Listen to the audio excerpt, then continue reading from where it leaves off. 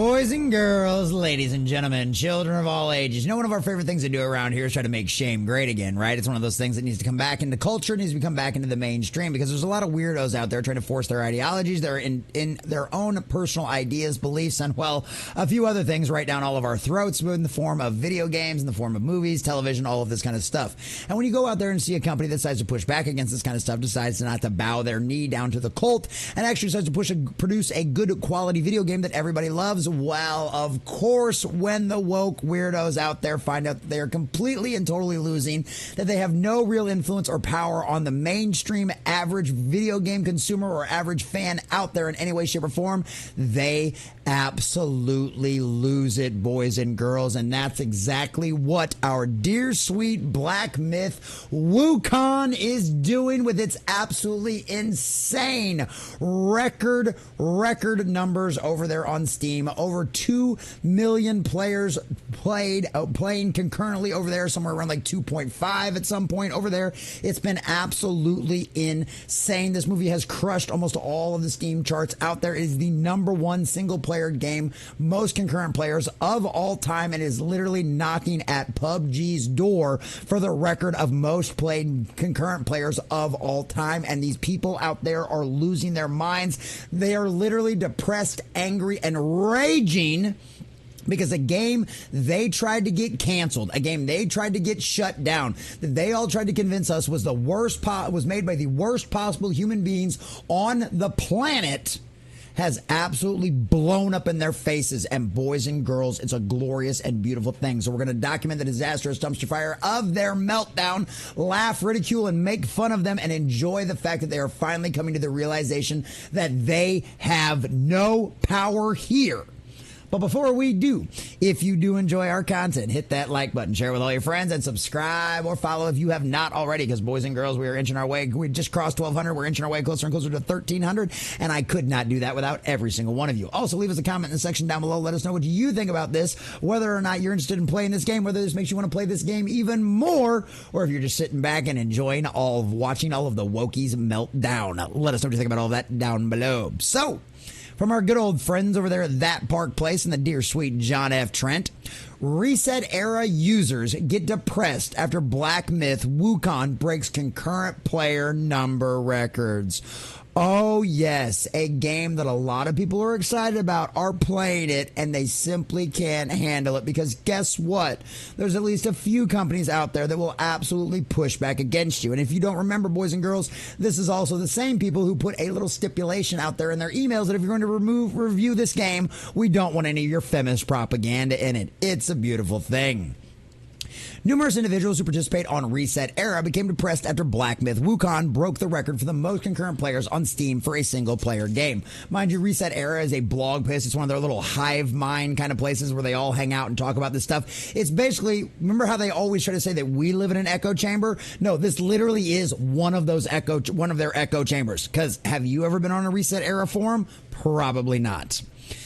According to the Steam BDB, we talked about this, going over this, 2.3 million players just a day after the game was released, right? PUBG maintains the top spot with 3.2 million. It's going to be a hard, tough knack to crack out there, but literally, no, it's not even close. And even the second concurrent game right now only has 568,000 players compared to the 2.3 million that we have seen playing Wukong. This is absolutely insane. So on a thread titled Black Myth Wukong has hit 2.2 million current players on Steam, numerous individuals shared how depressed and frustrated they were to the amount of players playing the game. This guy said, "That's unexpected, to be honest. It's just the start. I was thinking 200 to 250K. Guess people just don't care nor pay attention to the issues with devs as usual." Yes, that's right. The average person, the average fan out there does not care about all your screaming psychopathic woke nonsense that you tried to utilize to get this game canceled over a mistranslation and some crude jokes. Oh, color us shocked there. The people that made Call of Duty lobbies and Modern Warfare lobbies, the absolute insane place that they were, don't give a crap about your agenda, you poor thing. Depressing that a game made by such horrible devs gets rewarded. Just genuinely sad. Gamers really just don't care, huh? No, we don't care about your politics, your nonsense, or your BS. Nerds, geeks, gamers, and everybody else that's into any kind of escapism doesn't want your real world BS jammed into it. And every one of your games that you have done that with has turned into nothing but an abysmal failure. Go woke, go broke after all. So the best-selling game of 2023 and probably 2024 can both go in the trash. Obviously referring to Hogwarts Legacy, which is a game I put quite a few hours into and actually upgraded from my initial purchase to the deluxe edition just because of all of these woke weirdos out there tried to shame that game. And guess what? It's a wonderful game. It's fabulous. And it even has all of their nonsense. It doesn't have male and female. It's got types A and B for body style. And there's even a predictably, although never confirmed, transgender character in the game. Yeah, because of what? Because our dear sweet J.K. Rowling doesn't agree with 100% of their woke ideology. She only agrees with 99.9. Well, that gets her canceled, doesn't it? The anti-feminist stuff literally helped. The gaming community has a long way to go still. Or it's just non-U.S. player false alarm. Oh yes, try to say that it's just the billions of people in China that are all of a sudden magically playing this game on a day one of release.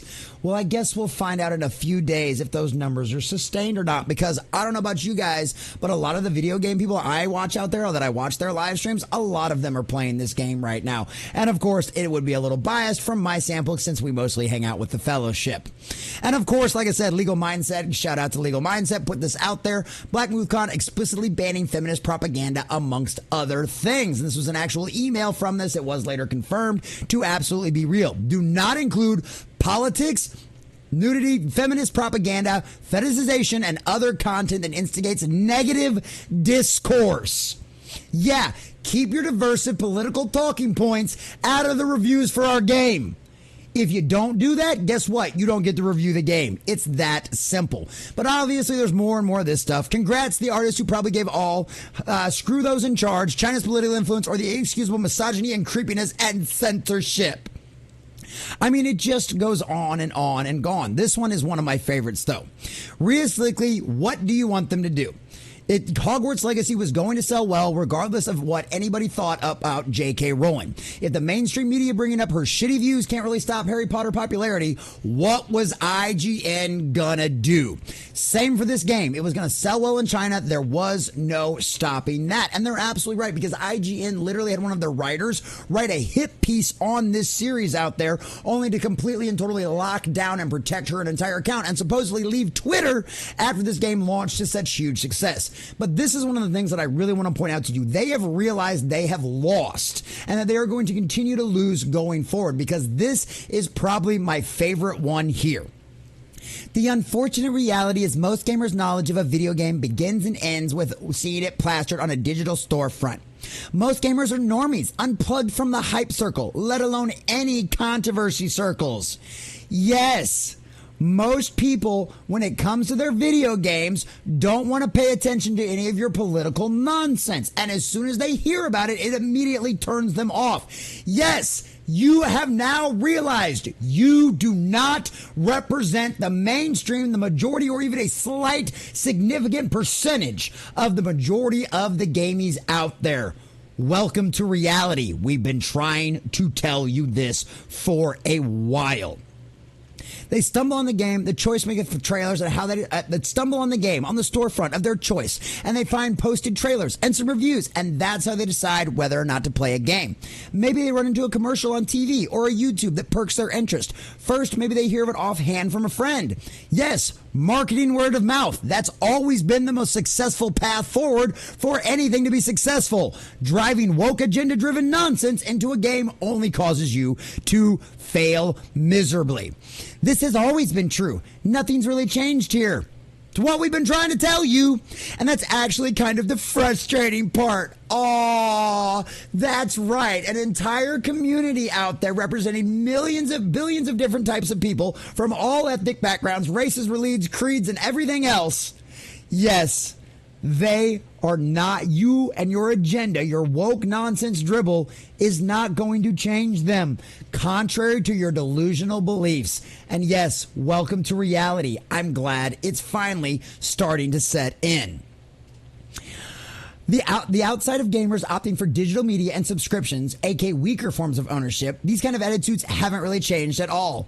No, they're just casual gamers who just want something to enjoy and have, I don't know, a little escapism from the real world, which is what you don't do with your games. I'd say terminally online gamers have no impact. Yeah, all of you woke psychopath weirdos out there. Yes, those people. But that's not really true. The chuds very clearly do. Hi. Yes, because our opinions are actually the mainstream opinions, not you woke weirdos out there. That's why the majority of people agree with us, and that's why when we call this stuff out for its BS, it fails. Because everyone else out there, the majority of people out there, to some extent understands this BS is nasty, it's disgusting, and nobody wants to deal with it. So yes, welcome to the reality that you are indeed the minority we have always tried to tell you were, and what we've tried to tell all of these companies that you were. You are not a significant enough of the population to matter or change any kind of sales one way or the other. And when they do cater to you, out of whatever reasons they do it, they fail over and over again. 2 + 2 still equals 4 out there, boys and girls. They're the ones that can quickly format outrage and thus headlines. They're the ones farming views on YouTube and TikTok. They're the ones able to make enough noise to permeate into the mainstream. Why? Because the mainstream audiences agree with us. That's why. They don't agree with you, which is why they ignore you and tune all of you out. They're the ones able to inspire unrelated actions outside of gaming itself. Us, we don't get to have shit. Not when most gamers have no idea what's going on and they don't want to know. No, they want their escapism to be escapism. They'll get involved in politics if they want to know about that kind of stuff. And not when most gamers that do not just want to play their fun escapist games in peace without anyone judging them for bad habits or guilty pleasures or whatever. Yes, we like hot women, guns, big explosions, and great action. And we don't want to be beat over the head by your politics and your games. I know, crazy concept to understand. I know, it's mind-breaking for you. Until we see a serious attitude change around gaming consumption, we're just not going to see any changes to this. Gaming journalists try, YouTubers and other influencers try, and even forums like this one try. But damn, can it really feel like we're just screaming into the void? Yes, you are. You always have been. And there was a brief moment in history where a lot of these major corporations and these major executives actually listened to you.